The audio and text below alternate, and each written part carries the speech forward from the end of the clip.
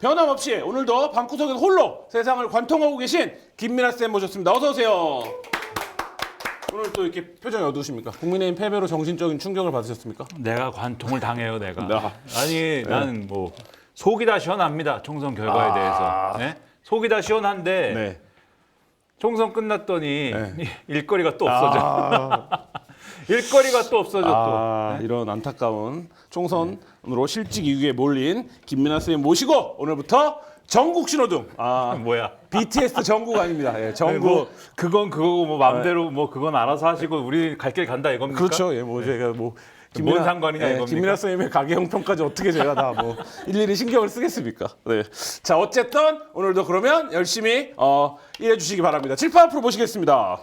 민주당 무슨 분입니까? 이렇게 거대한 권력을 위임받으면 겸허하고 불안하고 이러니까 한 노란불 줘야 되는 거 아닙니까? 에? 민주당에 남은 유일한 그 불안함이라는 거는 이재명 대표의 사법 리스크밖에 없어요. 근데 그게 사실은 또 최대의 어떤 불안 요소죠, 아직은. 아직은. 네. 자, 민주당 뭐 어쨌든 헌정사상 유례 없는 의석수를 받았는데 지금 그래서 이제 특검법 처리하겠다, 세상부 특검법 처리하겠다 압박하기 시작했습니다. 사실 거부권의 어떤 강고와 뭐 거부권 저지선을 지켰다, 개헌 저지선을 지켰다고 하지만 사실 그렇게 뭐 다음 국회 때도 그게 유지가 될까? 8석만 이탈하면 되는데 이런 생각도 이제 들기 시작하거든요. 어떻게 보십니까? 뭐 근데 사실 뭐 세상경 특검법을 하는데 네. 세상경 특검을 하자는 건데 지금 여러 가지 특검을 얘기를 하잖아요. 김건희 특검, 네. 뭐 이태원 참사 특검도 있고. 그다음에 그 이태원 특별법 거부권 네. 행사한 거에 대한 네. 재표결. 그거는 그러면 네. 일단 이렇게 빼고 네. 이태원 특별법 재표결. 네. 그다음에 김건희 특검. 그다음에 55 클럽 특검.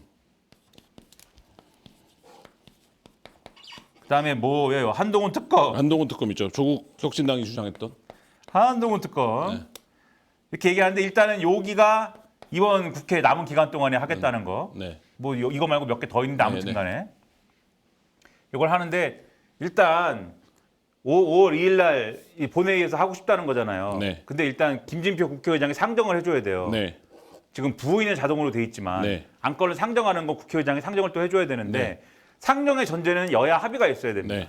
여야 합의가 없으면 의장이 뭐 그냥 단독 상정하지는 않을 거예요. 네. 근데 합의를 안 해줄 거 아닙니까? 그렇죠. 여당이. 근데 문제는 뭐냐면 최상병 특검에 대해서는 여당 내 이 모든 얘기 중에 가장 여당에서 볼 때 수용성이 높은 거는 최상병 특검이에요. 그렇죠? 그렇죠. 이건 하자는 사람이 많아요, 지금. 뭐 공공연히 얘기하는 사람도 있죠. 네, 오늘도 조경태 의원이 또 하자잖아요. 네. 안철수 의원도 개인적으로는 해야 된다고 그러니까 안철수 얘기했고. 의원은 지난번에도 계속 하자고 네. 하는 거고. 네. 이런 식으로 계속 하자는 사람이 늘어나기 때문에 그래서 요것이 계속 수용성이 높아서 이 얘기를 하면은 어떤 효과가 있냐면 이게 실제로 5월 1일 날 될지 상정이 될지 네.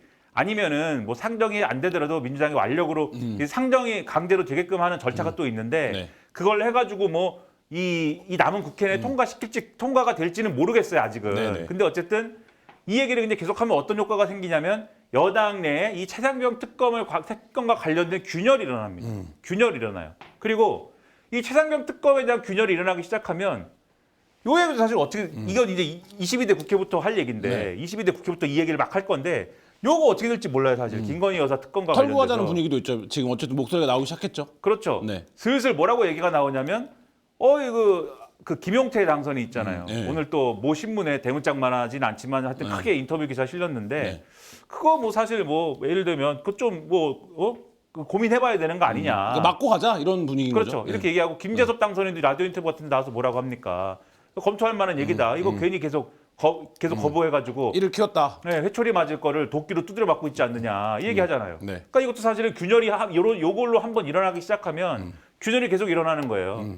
제가 볼 때는 그래서 국회에서 이게 실제로 통과되느냐는 지켜봐야 되지만 여당에 대한 어떤 그러한 균열을 불러일으키는 효과가 일어나는 거고 그게 지금은 이거 예를 들면 뭐 이 거부권을 행사하고 이번 국회 내 5월 말 내에 무슨 거부권을 행사해 가지고 다시 재의결하고 이런 국면이 쭉 갈 수 있을지 모르겠지만 지금은 이거 다시 표결하고 이러려면 17평가가 지금 필요하죠. 예, 거기서 이탈돼야 되거든요. 근데 지금 말씀하셨듯이 22대 가면은 8평가가 충족되면 되는 거잖아요. 네. 그러니까 균열이 똑같은 사람들은 아니겠지만 인적 구성은 바뀌겠지만 이게 훨씬 더 수용성이 높았다는 걸 전제하고 또 이게 만약에 통과가 안 되면은 이 22대에서 또 할 거거든요, 이거. 22대에서 또 할 거예요. 민주당 입장에서는 굉장히 좋은 패를 들고 있다. 그렇죠. 그래서 사실상 특검 전국이라는 걸 열었다는 게 중요한 거고 네. 열어서 22대까지 쭉 22대 초반까지 쭉 갖고 가는 그래서 여당의 균열을 좀 계속 내면서 내는? 네. 지금 192석에 네. 플러스 8을 어떻게든 만드는 그런 구성으로 가는 뭔가가 시작이 된 것이다. 그리고 그게 사실 국민의 입장에서는 방어하기가 굉장히 어렵다, 점점. 그렇죠. 네. 윤석열 대통령이 이전까지는 완력으로 해볼 수 있었지만 네. 지금은 어쨌든 상황이 이러니 상황이 이런 상황이니 예? 그것이 쉽지는 않을 수가 있다. 그러면 지금 사실 더불어민주당 입장에서는 상당히 기분이 좋을 수밖에 없고 지금은 어쨌든 희망적이고 앞에서 뭐 조국 혁신당과의 관계를 얘기하는데 아마도 민주당은 조국 혁신당의 관계는 교섭단체 문제잖아요. 그렇죠. 교섭단체 기준을 열석으로 줄여가지고 그래도 교섭단체 구성을 할 수 있게 만들어줄 거냐. 그러면은 각 상임위에서 다 어쨌든 조국 혁신당이 나름대로의 목소리를 낼 수 낼 있게 수 되기 있게. 때문에 네. 조국 혁신당과 그 기타 정당들이 네. 아니면은 20개로 지금의 20개 기준을 유지하지만 뭐 예를 들면은 의원을 꽂을 거냐. 2명 정도가 모자라는 거잖아요. 다 이렇게 모으면. 긁어 모아도. 네. 여기 빼고 네, 네. 개혁신당은 빼고 그럴 경우에 뭐 2명 뭐 보내줄 거냐. 제가 볼 때는 더불어민주당은 안 해줄 것이다. 네. 조국 혁신당은 목소리만 내고 그렇죠. 이런 이슈에 대해서 조국 혁신당은 스피커로만 네. 하고 네. 목소리만 내는 거예요. 목소리만 내고 실제 이슈 주도권은 민주당이 가져가는 거예요. 민주당이 끌고 네. 그리고 끌다가 예를 들면은 뭔가 민주당이 속도 조절을 해야 되는 어떤 시기도 있겠죠. 뭔가 여러 가지 여론이나 이런 것들을 보면서 그럴 때 조국 혁신당은 아무래도 지금 민주당하고의 관계 속에서 강경파라는 이미지가 있다 보니까 속도 조절이라든가 협상이라든가 이런 게 잘 안 될 거 아닙니까? 네. 그래서 사실 여기다가 결정권을 주게 되면 상임위에 예를 들면 네. 간사가 들어가거나 해서 결정권을 주게 되면 그 협상이 민주당의 이 상정하는 구도대로 안 풀릴 거거든요. 그래서 그럴 경우를 아마도 우려해서 여기는 목소리만 주고 결정권은 갖고 가는 그림으로 국면이 갈 거다. 될 거다. 어쨌든 전국을 운영하는데 상당히 유리한 지금 뭐 상당히 유리하다는 표현도 사실 의미가 없을 정도로 굉장히 키를 지금 쥐게 된 그런 상황이다. 행복. 행복. 예, 행복이다.